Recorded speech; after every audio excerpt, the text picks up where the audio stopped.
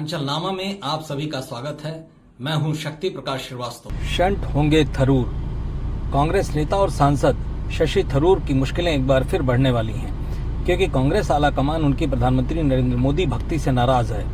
इस बार थरूर ने अमेरिका के राष्ट्रपति डोनाल्ड ट्रंप के सामने नाविकों की सुरक्षा की बात बेबाकी से रखने के कारण प्रधानमंत्री नरेंद्र मोदी की जमकर तारीफ की थी। यह बात कांग्रेस के आला नेताओं को नागवार लगा है। मिल रही जानकारी के मुताबिक सांसद थरूर के इस तारीफ वाले बयान को पार्टी ने अपने राय से अलग माना है। पार्टी ने इस बार थरूर को ऐसी गलती के लिए अंतिम मौका देते हुए अपना बयान वापस लेने को कहा है। इसके पहले भी एक प्रतिनिधिमंडल में विदेश जाकर शशि ने प्रधानमंत्री मोदी की तारीफ की थी, तब भी पार्टी ने उनसे असंतोष जताया था। सच्चाई तो यह है कि प्रधानमंत्री मोदी को लेकर अक्सर सुर्खियों में रहने वाले कांग्रेस सांसद शशि थरूर एक बार फिर मोदी की तारीफ करके अपनी ही पार्टी कांग्रेस के निशाने पर आ गए हैं।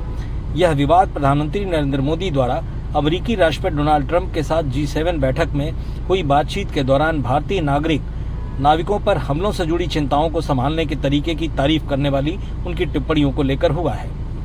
शशि थरूर ने कहा था कि प्रधानमंत्री नरेंद्र मोदी ने राष्ट्रपति डोनाल्ड ट्रंप के साथ सार्वजनिक और निजी दोनों तरह की बैठकों में अपनी बात स्पष्ट रूप से रखी है। यह संदेश देना महत्वपूर्ण है कि युद्ध के समय कॉमर्शियल जहाजों पर मौजूद नाविक लड़ाई का निशाना नहीं बनने चाहिए, वे सैनिक नहीं हैं, और यही संदेश मोदी ने दिया। हालांकि अमेरिकी राष्ट्रपति डोनाल्ड ट्रंप के सामने प्रधानमंत्री नरेंद्र मोदी द्वारा नाविकों की सुरक्षा का मुद्दा उठाने की हर तरफ तारीफ की जा रही है, लेकिन चूंकि कांग्रेस नेता राहुल गांधी इस मुद्दे पर काफी आक्रामक रहे हैं, लिहाजा कांग्रेस पार्टी ने थरूर की टिप्पणियों को गंभीरता से लिया है। दरअसल थरूर ने कहा है कि युद्ध के दौरान कमर्शियल जहाजों पर काम करने वाले किसी भी नागरिक और नाविकों को निशाना नहीं बनाया जाना चाहिए, क्योंकि वे सैनिक नहीं होते हैं। ऐसे में प्रधानमंत्री मोदी ने अमेरिकी राष्ट्रपति ट्रंप के साथ अपनी निजी बैठकों में जिस तरह भारत का रुख स्पष्ट किया है और मजबूती के साथ रखा है, वह काबिले तारीफ है। थरूर ने तर्क दिया था कि यदि कोई जहाज नाकेबंदी का उल्लंघन करता भी है तो देशों को लोगों को मारने के बजाय उन्हें रोकने के दूसरे तरीके खोजने चाहिए। बस इसी बात से कांग्रेस नाराज हो गई। कांग्रेस ने अपने प्रवक्ताओं को सार्वजनिक तौर पर थरूर के बयान की भर्त्सना करने की खुली छूट दे दी।